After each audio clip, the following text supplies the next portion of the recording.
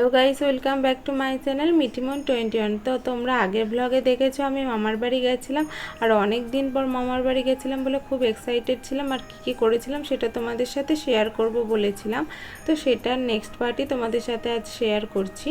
তো দেখো পুরো ভিডিওটা, আশা করি তোমাদের ভালো লাগবে। তো আজ ছিল আমার দিদার বাৎসরিক 3 বছরের, তো সেটার অনুষ্ঠান হবে।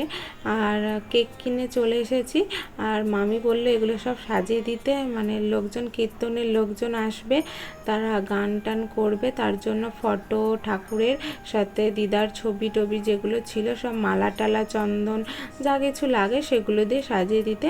এই দেখো আমি আর মাসি মানে হাতে পাতে বাজার থেকে এসে মানে লেগে পড়েছি, কারণ 7:30 প্রায় বাজতে চললো, লোকজন চলে আসবে, তো তার জন্য একটু তাড়াতাড়ি করছিলাম। আর ওইদিকে মাসির বাড়িতে আবার ওই পুচকেটার কেক কাটা হবে, সেটার জন্য তাড়াতাড়ি করছিলাম। মানে এখান থেকে এটা সাজিয়ে কমপ্লিট করে ওখানে ওর জন্য কেকটা কাটতে যাব, কেক কেটে আবার চলে আসবো, কারণ লোকজন আসবে। তারপর অনেক কিছু বাকি আছে যেগুলো তোমরা ভিডিওতে দেখতেই পাবে। তো দেখো দিদার ছবিটা রেখে দিয়েছি, আর এই ছবিটা আমিই তুলেছিলাম। মানে লাস্ট দিদা যখন মারা যায় তখন, তার আগে মানে অনেক বছর পর দিদা সেইবারই আমাদের বাড়ি এসেছিল, আমাদের বাড়ি কালী পুজোতে, আর আমি ছবিটা তুলেছিলাম। আর এটাই তখন যে ছিল লাস্ট ছবি, কোনো দিন ভাবতেই পারিনি, ভাগ্যিস আমি তুলেছিলাম। তো আমাদের বাড়ি থেকে ঘুরে আসা 4 থেকে 5 মাসের মাথাতেই দিদা হঠাৎ করে মারা যায়।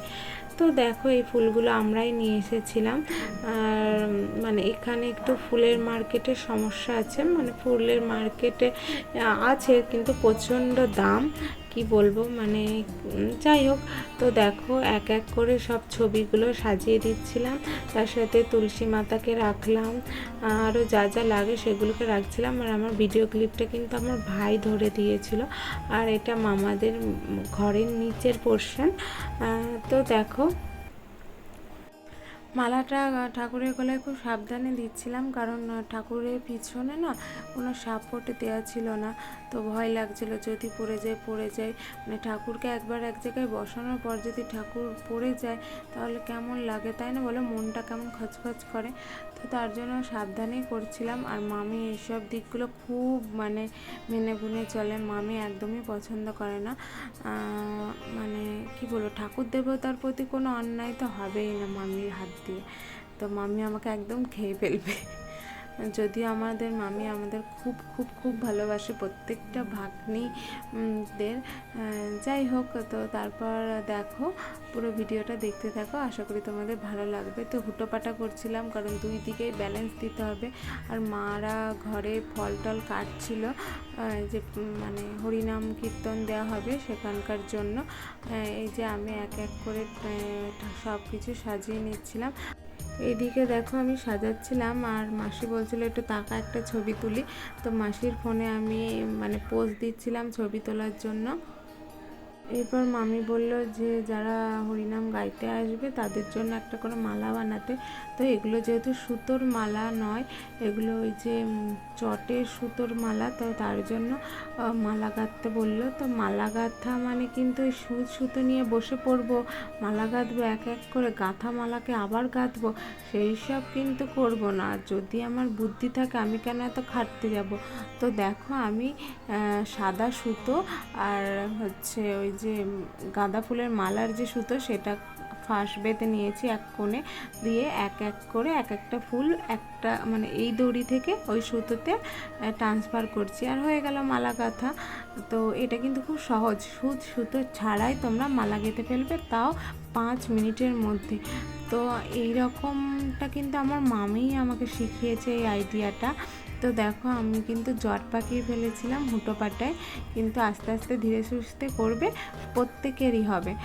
আর এই মালা গাঁথা আমি অনেকজনকে শিখিয়েছি, আমি মামির কাছ থেকে শিখে। প্রথমে কেউ বিশ্বাস করে না, কিন্তু তারপর যখন আমি করে দেখিয়েছিলাম সবাই মানে খুবই খুবই পছন্দ করেছিল। কারণ দেখো ঠাকুরের পুজোর জন্য যে মালা গাঁথা হয় সবার তো পার্সোনাল করে আলাদা করে ছুঁচ থাকে না, তো তারা কি করবে, তারা এইভাবেও গাঁদা ফুলের মালা একমাত্র এই গাঁদা ফুলের মালা যদি থাকে তার সেই ক্ষেত্রে এইরকম হবে, যেহেতু ফুলটা ছিঁড়ে যাওয়ার চান্স খুব কম থাকে। অন্যান্য ফুলের ক্ষেত্রে এক দড়ি থেকে আরেক সুতোয় টানা হেঁচড়া করলে সম্ভবত ছিঁড়ে যাওয়ারই সম্ভাবনা থাকে। তো যাই হোক, দেখো তোমাদের সাথে গল্প করতে করতে আমার মালা গাঁথা হয়ে গেল। আর তোমাদের যদি আইডিয়াটা ভালো লাগে অবশ্যই একবার ট্রাই করে দেখবে, তারপর আমাকে একটা ছোট্ট করে কমেন্ট করে যাবে। ওকে, তো দেখো মালা গাঁথা একদম কমপ্লিট হয়ে গেছে। এইভাবে আমি আরও অনেকগুলো মালা গেঁথে নিই। আর ওই দিক থেকে বারবার করে ফোন করছিল ওরা যাতে যাই ওদের বাড়ি, ওদের সাজানো কমপ্লিট হয়ে গেছিলো, কারণ এদিকে আবার আসতে হবে। তো দেখো আমি বাতাসাটা ঢেলে নিই ঠাকুরের কাছে দেওয়ার জন্য। আর তার সাথে বললাম মা আর মানে মাসির মামিরা ওরা মিলে ফল কাটছিল, সেগুলো এখানে দেয়া হবে। তো আমি সব রেডি করে রেখে দিই। তারপর মামি আমাকে ওই যে তিলক মাটি দেয়, তিলক মাটিটা যেটা কপালে দেওয়ার জন্য, সবাই যারা হরিনাম কীর্তন গাইবেন তাদের জন্য।